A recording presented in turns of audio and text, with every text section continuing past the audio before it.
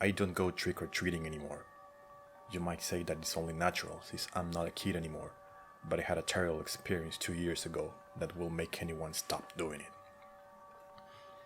I used to go with a few friends, and year to year we switched locations. Every year we went to a different neighborhood.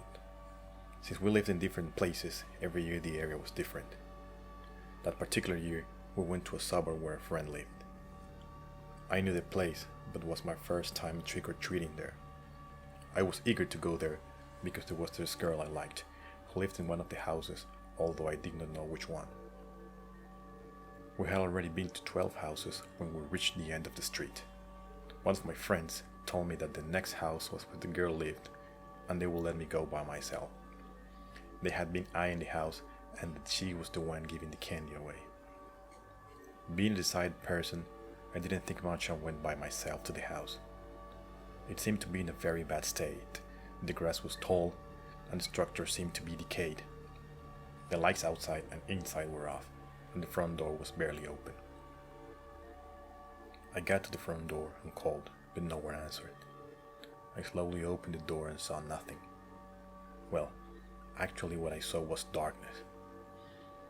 Everything was pitch black and nothing beyond 3 feet away could be seen. I called again, and then a voice answered. Come in. The voice gave me the creeps, and my gut told me that something was wrong. I called again, and the voice answered again, slowly, in the same creepy voice. Come in. Suddenly, a burst of cold air came from inside the house, and I saw something coming at full speed from the inside. I wasn't able to see what it was, but it headed straight towards me. I managed to jump back and close the door, run all the way to the street. I found my friends laughing at me. I told them about the voice, the cold wind, and the presence leaping towards me.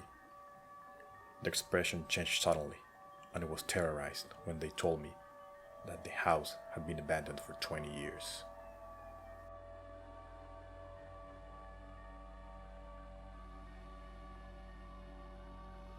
Depression is a really serious topic, and is more common than one might expect. On one Halloween, I took my 3-year-old daughter and my 5-year-old niece to trick-or-treating. We were in our neighborhood, which was very crowded that year. It was a very happy day for many. For me, it was exciting because it was my girl's first Halloween. After 45 minutes and lots of candy, we arrived at the O'Neill's house. Their decoration was as good and as scary as usual. They usually won the award for best Halloween and Christmas decorations, and this year it was superb. They had even added a hanged-up woman in a tree that was on their backyard. It was difficult to spot because it was behind several other trees and everything was dark.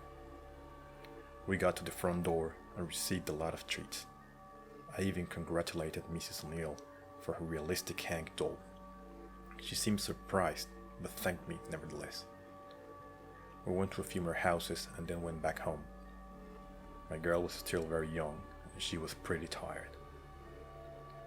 Next morning, I woke up and went downstairs. I found my wife at the front door talking to a neighbor, and they both seemed very upset. After a few moments, she came up to me. Terrible news, my dear. The O'Neill's teenager girl is dead.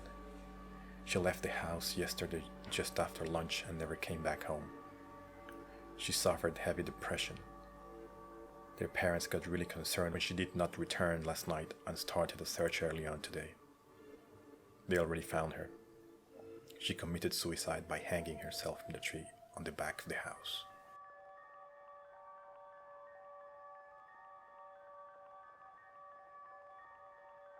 I don't let my kids go trick-or-treating anymore. Not even if they tell me to come with them. There is a lot of people in this world capable of anything. A few years ago, when we lived in another place, 3 kids of the very same family died poisoned on Halloween. The news devastated us terribly. We had known the family for several years, and the kids since they were born. The police arrived around 11 p.m. the very same night and started a thorough investigation. The deceased kids had gotten all the candy from that very street, so they took all the treats and everyone in the neighborhood was questioned under murder suspicion. They traced every candy to every single homeowner and took samples for testing. I myself was questioned for a few hours several times over the next few weeks, but was cleared. Of course, I was mad because of this, because I knew I had nothing to do with it, but still it was the cop's job. After a few weeks, we received terrible and shocking news. The kids died of a really strong toxin, difficult to detect by regular means. The botulinum toxin, which is considered by scientists as the most toxic substance known, was found in a pack of chocolate bars with quantities large enough to kill 5 200-pound men. But that wasn't the worst. The worst part was the perpetrator was the kid's very father, who had money issues and was at the brink of bankruptcy. He was trying to use his kid's insurance money, $700,000, to get out of debt.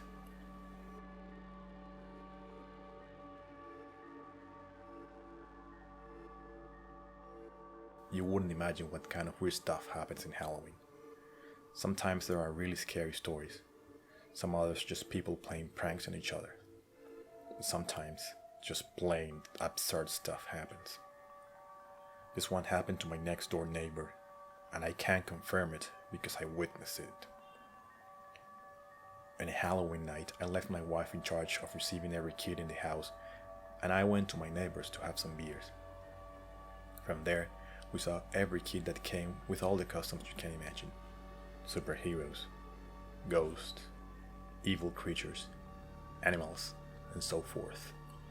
My favorite one was of one teenager who came as a well-known Sith Lord.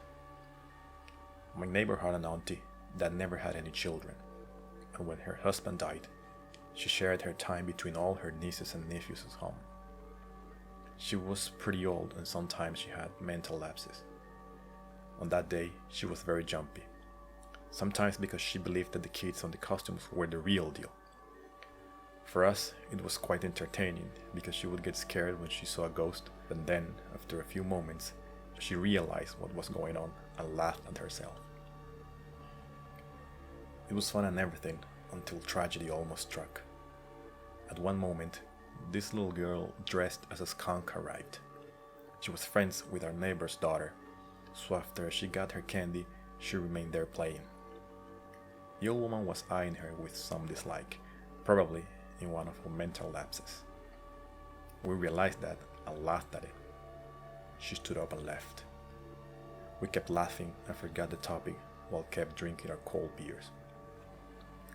Suddenly, many things happened in a very short time. The lady came running with a pistol, yelling, "Get out of here, you stupid skunk!" and shot the little girl twice before falling to the ground. We jumped out of our seats. My neighbor went for his aunt, and I for the little girl. The woman was shocked. Probably the sound of the shots made her come to her senses and had a nervous breakdown. The girl was on the ground with her eyes wide open, but miraculously unscathed.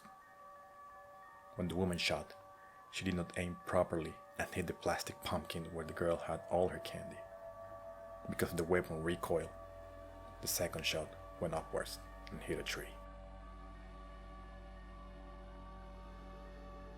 If you reached this far, please give us a like, consider subscribing, activate notifications, and follow us on social media. Soon, we'll be back with more Inside the Cleft of Dimensions.